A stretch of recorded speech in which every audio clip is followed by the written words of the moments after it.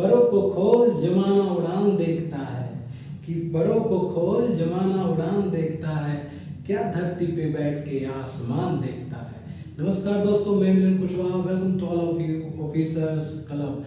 My dear friends, आज का जो सेशन होने वाला है वो बेसिकली एनपीएस वर्सेस यूपीएस होने वाला है। इस माय डियर फ्रेंड्स, ये टॉपिक ऐसा टॉपिक है जो एग्जामिनेशन पॉइंट ऑफ व्यू से ना सिर्फ इम्पोर्टेंट है बल्कि आपके करियर ग्रोथ में भी इम्पोर्टेंट रोल प्ले करेगा। आज यहाँ पर हम लोग जानेंगे कि एनपीएस या यूपीएस कौन हमारे करियर के लिए बेहतर है। तो वीडियो में स्टार्ट में बने रहिए, और यदि आप इस चैनल पर नए हैं तो just subscribe this channel, because इस चैनल पर आपको हर अपडेटेड से अपडेट किया जाता है। तो my dear friend, don't kill the time and let's begin.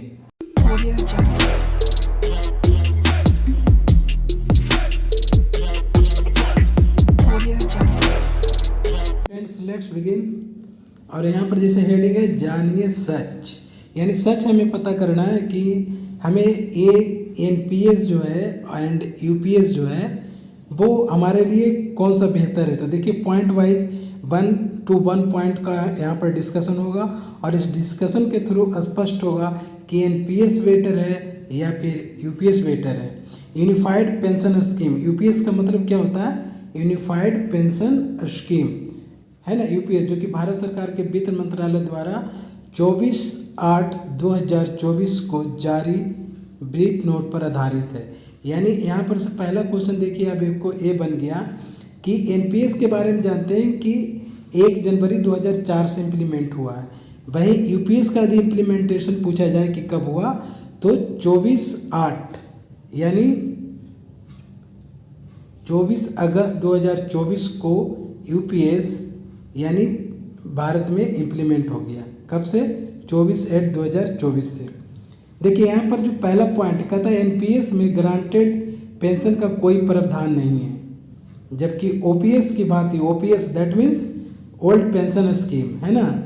OPS का मतलब क्या हुआ? ओल्ड पेंशन स्कीम, जिसके लिए लड़ाई लड़ी जा रही है।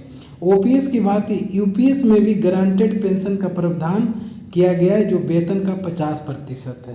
पहला पॉइंट क्लियर हो गया कि इसमें ग्रांटेड पेंशन का कोई प्रोविज़न नहीं है एनपीएस में, जबकि यूपीएस में ओपीएस की तरह ही ग्रांटेड पेंशन का प्रावधान किया गया है, जो कि आपके वेतन का सैलरी का 50% दिया जाएगा। ठीक है। सेकेंड पॉइंट है कि एनपीएस में पेंशन पर महंगाई भत्ते का प्रावधान नहीं है, जबकि ओपीएस की बात है। यूपीएस में वर्ष में 2 बार महंगाई भत्ता बढ़ाने पर पेंशन में बढ़ोतरी का प्रावधान किया गया है। ये आपका यूपीएस में। यहाँ तक तो भाई ठीक ठाक चल रहा है कि एनपीएस से बेहतर है यूपीएस। आगे देखते हैं। एनपीएस में फैमिली पेंशन का कोई प्रावधान नहीं है, जबकि ओपीएस में फैमिली पेंशन 30% दिया जाता था और यूपीएस में 60%, जो कि ओपीएस से भी ज़्यादा है। तो इस मामले में यूपीएस ओपीएस से भी कहीं आगे निकल रहा है। ठीक है। अगला पॉइंट देखते हैं।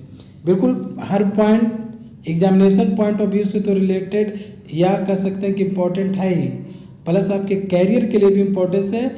We should know which is better, NPS और यूपीएस फॉर अस। हम लोग को एनपीएस बेहतर है या फिर यूपीएस बेहतर है। चलिए फोर्थ पॉइंट की ओर डिस्कशन करते हैं कि एनपीएस में मूल स्वरूप में ग्रेच्युटी का प्रावधान नहीं था।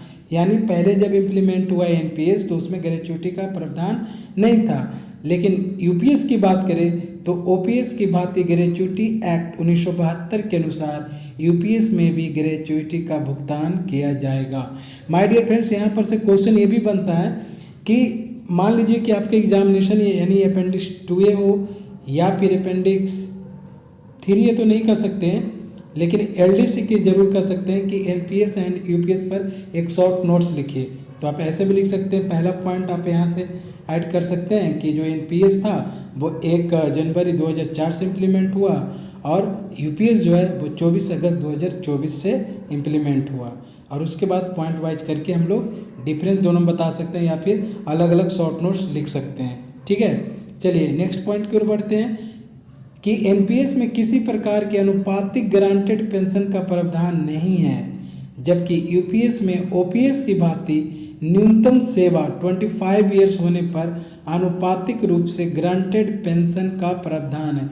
इसका मतलब क्या हुआ कि यदि कोई एम्प्लॉय ज्वाइन करता है और वो 25 ईयर्स तक यदि जॉब कर लेता है और लेट सपोज उस समय आपका बेसिक 1 लाख है, तो आपको पेंशन के रूप में 50,000 दिया जाएगा। ये प्रावधान यूपीएस में किया गया है। हालांकि इसमें शीघ्र सुधार करने पर पुनः विचार किया जा रहा है और इसे 25 ईयर्स जो है इसे घटाकर 20 ईयर्स लाने का लड़ाई चल रहा है, बातचीत चल रही है, अंडर कंसिडरेशन है ना, कि ये जो यूपीएस में जो 25 ईयर्स का जो रेशियो जो दिया गया है वो 20 ईयर्स किया जाए। ठीक है, चलिए अगला पॉइंट की ओर देखते हैं। अगला पॉइंट जो है वो कहता है कि एनपीएस में ग्रांटेड पेंशन यानी न्यूनतम पेंशन या पारिवारिक पेंशन का प्रावधान नहीं है, जबकि यूपीएस की भांति ग्रांटेड पेंशन या न्यूनतम पेंशन पारिवारिक पेंशन हेतु स्पष्ट निर्देश है, जिसका कर्मचारियों पर कोई अतिरिक्त भार नहीं पड़ेगा। जबकि सरकार का 14% जो कंट्रीब्यूशन है वो बढ़ाकर 18.5% करने का भी प्रावधान किया गया है। तो इस मामले में भी 0.6 तक हम देख रहे हैं कि एनपीएस से बेहतर होते जा रहा है यूपीएस। चलिए आगे देखते हैं। कहता है एनपीएस में सरकारी अंशदान 14% है, जबकि ग्रांटेड पेंशन सुनिश्चित करने के लिए यूपीएस में सरकारी अंशदान को बढ़ाकर 18.5% करने का प्रावधान किया गया है, जिसका कोई भार कर्मचारी पर नहीं पड़ेगा। यानी जो अभी सेंट्रल गवर्नमेंट हम लोग के एनपीएस में 14% का जो कंट्रीब्यूशन करती है वो यूपीएस के अंतर्गत 18.5% करने का प्रावधान किया गया है। ठीक है, चलिए पॉइंट नंबर 8 देखते हैं कि एनपीएस में फिक्स्ड मेडिकल भत्ता यानी जिसको एएफएमए की सुविधा नहीं है, यानी fixed medical allowance FMA fixed medical allowance का सुविधा नहीं है एनपीएस में, जबकि यूपीएस की बात ओपीएस में भी फिक्स्ड मेडिकल अलाउंस यानी एफएमए का सेवानिवृत्त होने के बाद भी है। तो इस मामले में भी एनपीएस से बेहतर यूपीएस नज़र आ रहा है। ठीक है, चलिए आगे चलते हैं। फिर भी लड़ाई तो भाई चाहिए ओपीएस, हमें तो सिर्फ चाहिए ओल्ड पेंशन स्कीम। देखते हैं ओपीएस में और क्या बेहतर है एनपीएस के कंपेयर में। ठीक है, पॉइंट नंबर 9 देखते हैं कि एनपीएस बाजार आधारित योजना है। इसमें सारा जोखिम कर्मचारी पर है। बाजार यानी मार्केट अच्छा रहा तो you will get return high, but UPS में कर्मचारी की गारंटेड पेंशन बाजार जोखिम पर आधारित नहीं है। वेतन का 50% मिलना ही मिलना है। तो इस मामले में भी इधर फिक्स है और इधर बेस्ड ऑन मार्केट है। तो यहाँ पर भी एनपीएस से यूपीएस बेहतर नज़र आ रहा है। चलिए पॉइंट नंबर 10 की ओर चलते हैं।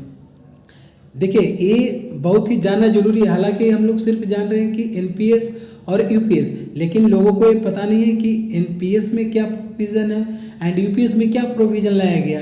क्यों एम्प्लॉय लोग को एनपीएस से बेहतर बताया जा रहा है कि यूपीएस, बट एम्प्लॉय की लड़ाई जो है कहीं ना कहीं ओपीएस को लेकर है कि हमें तो भाई सिर्फ ओपीएस चाहिए।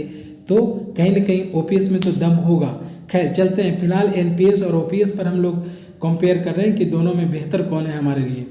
चलिए नेक्स्ट पॉइंट की ओर बढ़ते हैं और नेक्स्ट पॉइंट देखते हैं कि क्या कुछ है इसमें। चलिए नेक्स्ट पॉइंट है कि एनपीएस सरकारी एवं निजी क्षेत्र के सभी कर्मचारी हेतु उपलब्ध है, जिसमें किसी भी वेतन आयोग या वेज रिवीजन के आने पर पेंशन रिवीजन का कोई प्रावधान नहीं किया गया है।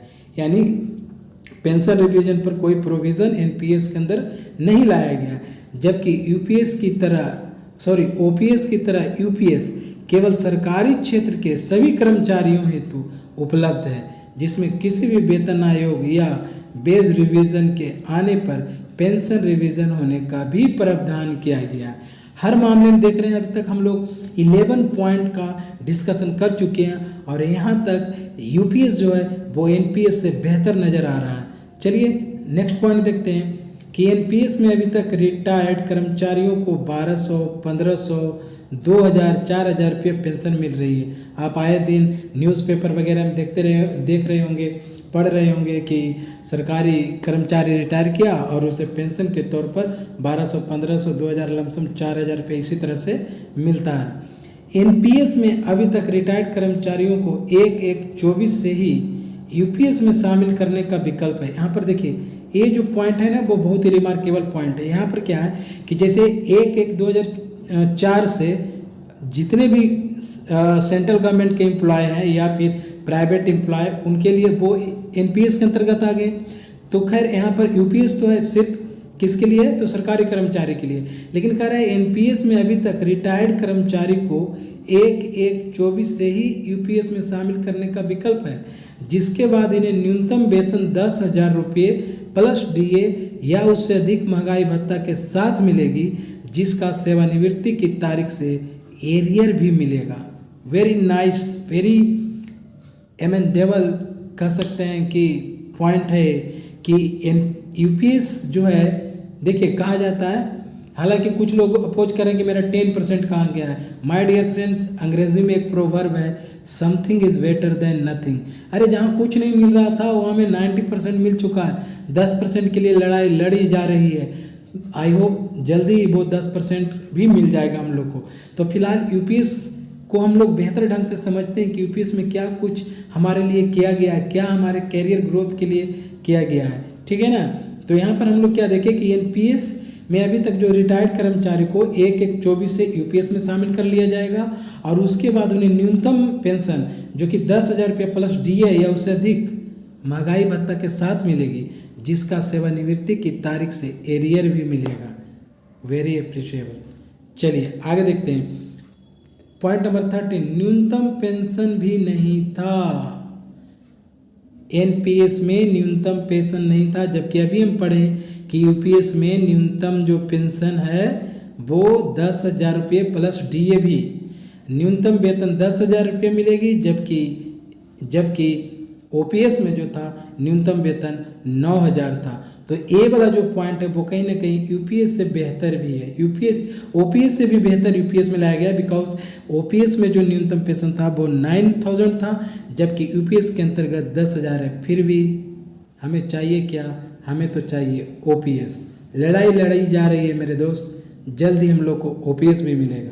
तो माय डियर फ्रेंड्स, एक कुछ फैक्ट्स था regarding NPS and OPS. I hope आपको बहुत सारा पॉइंट क्लियर हुआ होगा, है ना। और बहुत सारा पॉइंट्स क्लियर होने के बाद बहुत सारे कॉन्सेप्ट भी क्लियर हुआ होगा कि एनपीएस वर्सेज यूपीएस जो है हमारे लिए कौन बेहतर है ना। तो ऐसे ही इंफॉर्मेटिव एंड इम्प्रेसिव वीडियो के साथ मिलते हैं नेक्स्ट वीडियो में। आई होप कि एक व्यूअर ने डिमांड किया है कि फाइनेंशियल रूल्स पर सर वीडियो बनाइए, तो मैं कोशिश करूँगा फाइनेंशियल रूल्स पर वीडियो लाने के लिए। Till then bye bye, see you, love.